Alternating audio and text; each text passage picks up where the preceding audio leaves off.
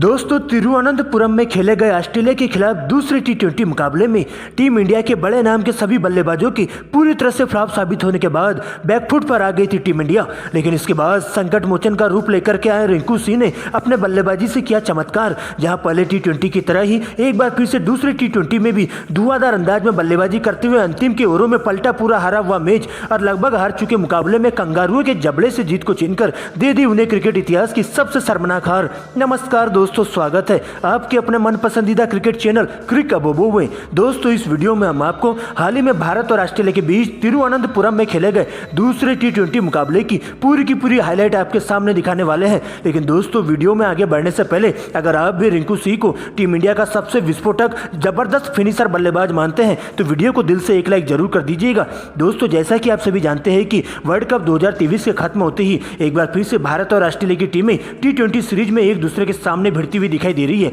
जहां दोस्तों पहले टी20 मुकाबले में टीम इंडिया ने शानदार प्रदर्शन करते हुए रिंकू सिंह की विस्फोटक पारी की बदौलत कंगारुओं को 2 विकेट से कुचल कर रख दिया था। लेकिन दोस्तों, इसी बीच सीरीज का दूसरा टी20 मुकाबला हाल ही में तिरुवनंतपुरम में खेला गया, जहां दोस्तों टीम इंडिया पहली जीत के साथ ही कॉन्फिडेंस से गदगद हो चुकी थी, जबकि दोस्तों कंगारू टीम शानदार तरीके से पलटवार करने के इरादे से मैदान पर उतरी थी। यानी कि दोस्तों दोनों ही टीमें इस दूसरे टी20 मुकाबले को हर हाल में जीतने के लिए पूरी तरह से साम दाम दंड भेद सब कुछ अपनाती हुई दिखाई देने वाली थी। दोस्तों, आपको बता दें कि इस मुकाबले के लिए टीम इंडिया की कमान एक बार फिर से सूर्य कुमार यादव के कंधों पर सौंपी गई, जबकि मैथ्यू वेड ऑस्ट्रेलिया के लिए कप्तानी करते हुए देखे गए थे। दोस्तों, शाम 7 बजे मुकाबले में टॉस होता है, जहां पर एक बार फिर से कंगारू टीम के कप्तान मैथ्यू वेड के द्वारा टॉस जीतकर पहले बल्लेबाजी करने का फैसला किया जाता है। दोस्तों, इसके बाद ऑस्ट्रेलिया के लिए पारी की शुरुआत करने टीम के 2 धाकड़ ओपनर बल्लेबाज स्टीव स्मिथ और मैथ्यू शॉर्ट क्रीज पर आते हैं। तो ये दोस्तों टीम इंडिया के लिए पहले ओवर की गेंदबाजी करने तेज गेंदबाज अर्शदीप आते हैं, जहां उनका सामना होता है स्टीव स्मिथ से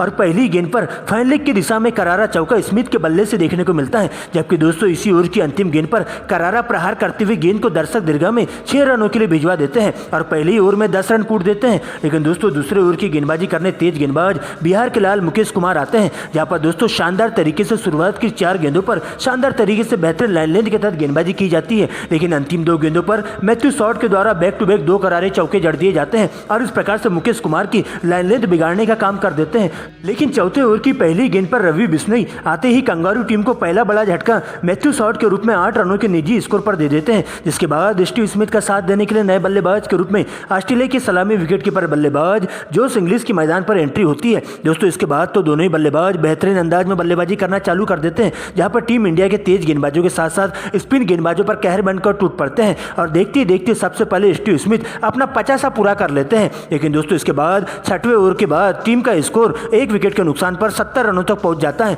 लेकिन दोस्तों इसके बाद तेजी से रन बनाने के चक्कर में 7वें ओवर में सबसे पहले स्टीव स्मिथ बड़ा शॉट खेलने के चक्कर में सीमा रेखा के पास कैच आउट हो जाते हैं और उनकी 52 रनों की पारी का अंत हो जाता है। इसके बाद दोस्तों जोश इंग्लिश का साथ देने के लिए नए बल्लेबाज के रूप में टीम डेविड मैदान पर आते हैं और इसके बाद दोनों ही बल्लेबाज काफी संभल कर बल्लेबाजी करते हुए चले जाते हैं, जहां पर अच्छी गेंदों को छोड़ते हुए खराब गेंदों पर बड़ा हिट मारना चालू कर देते हैं और मौके का फायदा उठाते हुए तेजी से रन बनाते हुए इंडिया के गेंदबाजों की जम के क्लास लेते हुए दिखाई देते हैं। जहां पर 10वें ओवर में अर्शदीप के ऊपर पूरी तरह से हावी होते हुए 2 छक्के और 2 चौके लगा देते हैं और इस प्रकार से मात्र 24 गेंदों में ही अपनी 50 पूरी कर लेते हैं। वही दोस्तों दूसरे छोर से टीम डेविड भी बहती गंगा में हाथ धोते हुए जोश इंग्लिश के साथ लगातार स्ट्राइक रोटेट करते हुए चले जाते हैं और टीम के स्कोर को तेजी से आगे बढ़ाने का काम करते हैं। जहां दोस्तों 15वें ओवर में एक बार फिर से रवि बिश्नोई के इसी ओवर में टीम डेविड का बल्ला जम के गरजता है और तूफानी अंदाज में 3 लगातार गगनचुंबी छक्के लगाते हुए रवि बिश्नोई की पूरी तरह से हालत खराब कर देते हैं। जबकि दोस्तों दूसरे छोर से तेजी से रन बनाते हुए जोश इंग्लिश भी 16 ओवर में तूफानी अंदाज में 2 छक्के और 2 चौके लगा देते हैं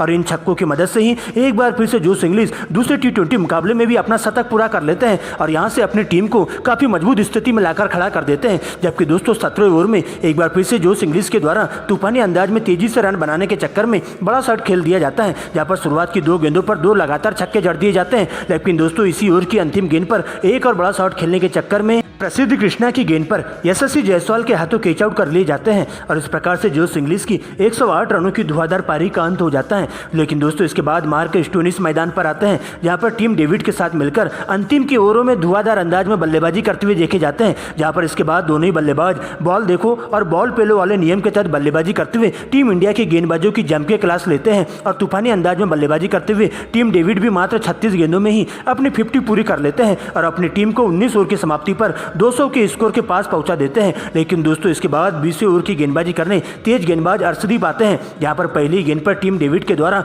एक छक्का लगा दिया जाता है। लेकिन दोस्तों अगली गेंद पर बड़ा शॉट खेलने के चक्कर में सीमा रेखा के पास कैच आउट हो जाते हैं, जिसके बाद दोस्तों नए बल्लेबाज के रूप में कप्तान मैथ्यू वेड की एंट्री होती है। लेकिन दोस्तों इसके बाद अर्शदीप शानदार कमबैक करते हैं और अंतिम की 3 गेंदों पर 3 विकेट लेकर हैट्रिक ले लेते हैं और इस तरह से कंगारू टीम पूरे 20 ओवरों के खेल में स्कोर बोर्ड पर 204 रन बना पाती है और टीम इंडिया को इस मुकाबले में जीत हासिल करने के लिए 205 रनों का विशाल टारगेट दे दिया जाता है। दोस्तों इसके बाद बड़े लक्ष्य का पीछा करने टीम इंडिया के 2 युवा विस्फोटक ओपनर बल्लेबाज यशस्वी जायसवाल और ऋतुराज गायकवाड़ की मैदान पर एंट्री होती है, जिनके कंधों पर टीम को ठोस शुरुआत देने की जिम्मेदारी होती है। वही दोस्तों ऑस्ट्रेलिया के लिए पहले ओवर की गेंदबाजी करने तेज गेंदबाज मार्क स्टोइनिस आते हैं, जहां उनका सामना होता है यशस्वी जायसवाल से और पहली गेंद पर एक शानदार सी कवर ड्राइव लगाते हुए 4 रनों से अपना और टीम इंडिया का स्वागत करते हैं। वही दोस्तों इसके बाद अगली ही गेंद पर करारा प्रहार करते हुए गेंद को दर्शक दीर्घा में 6 रनों के लिए भिजवा देते हैं और पहली 2 गेंदों में ही टीम इंडिया के लिए 10 रन जड़ देते हैं। वही दोस्तों दूसरे छोर से अगली गेंद पर सिंगल लेकर गायकवाड़ को स्ट्राइक देते हैं,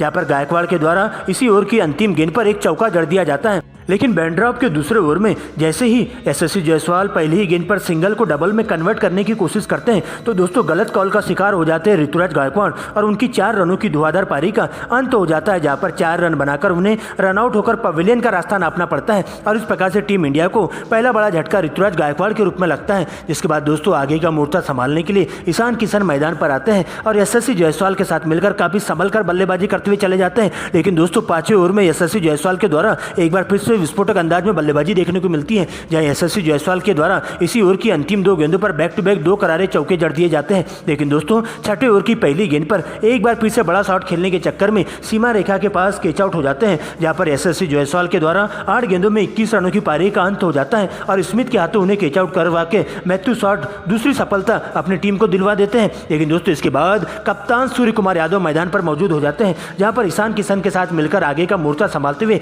कंगारू टीम के गेंदबाजों का डटकर मुकाबला करते हुए चले जाते हैं और काफी सोच समझकर धीरे धीरे ही कछुए की चाल के साथ टीम इंडिया के स्कोर को आगे बढ़ाते हुए चलते हैं। जहां पर दोस्तों सबसे पहले 10 ओवरों के खेल में टीम इंडिया स्कोर बोर्ड पर 65 रन बना पाती है, वो भी 2 विकेट के नुकसान पर। लेकिन दोस्तों 11वें ओवर में जैसे ही सूर्य कुमार यादव अपने हाथ खोलते हैं तो सबसे पहले शिकार करते हैं नॉर्थन एलिस को, जहां पर सूर्या का बल्ला शुरुआत की 2 गेंदों में ही 2 करारे प्रहार करते हुए सूर्या के बल्ले से 2 गगनचुंबी छक्के देखने को मिलते हैं, जबकि दोस्तों अंतिम गेंद पर फैनले की दिशा में एक जोरदार चौका जड़ दिया जाता है और इस प्रकार से इसी ओवर में 16 रन कूट दिए जाते हैं। लेकिन दोस्तों इसके बाद अगले ओवर में जैसे बेंड्रॉप गेंदबाजी करने आते हैं तो इसके बाद तो ईशान किशन के द्वारा तबाही मचा दी जाती है, जहां ईशान किशन के द्वारा बैक टू बैक 2 लगातार छक्के और अंतिम गेंदों पर 2 चौके जड़ दिए जाते हैं और इस प्रकार से इस ओवरों में 20 रन बटोर लेते हैं और देखते देखते दोनों बल्लेबाजों के बीच में तेजी से 36 गेंदों में ही 68 की साझेदारी पूरी हो जाती है। लेकिन दोस्तों 15 ओवर की पहली गेंद पर ईशान किशन को स्लिप में कैच आउट होने से बाल बच जाते हैं और उन्हें इस जीवनदान का फायदा उठाते हुए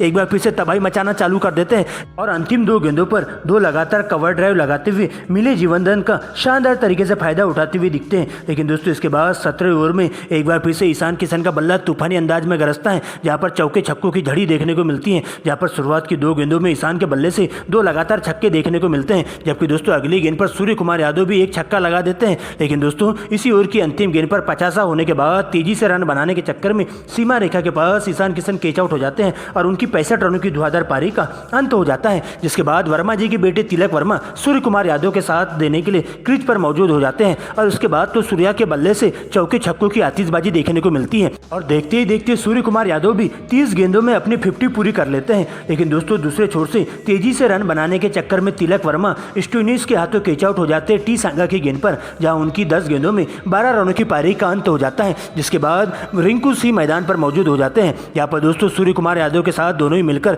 काफी संभल कर बल्लेबाजी करते हुए चले जाते हैं और दोस्तों इसके बाद अंतिम के 3 ओवरों में टीम इंडिया को जीत हासिल करने के लिए पूरे पारे 40 रनों की दरकार होती है, जहां पर दोस्तों सूर्य कुमार यादव 50 पूरा होने के बाद ताबड़तोड़ अंदाज में बल्लेबाजी करते हुए चले जाते हैं और चौके छक्कों की झड़ी लगाते हुए कंगारू टीम के तेज गेंदबाजों के साथ साथ स्पिन गेंदबाजों पर कहर बनकर टूट पड़ते हैं और अपने शतक की ओर बढ़ने लगते हैं। लेकिन दोस्तों 19वें ओवर की पहली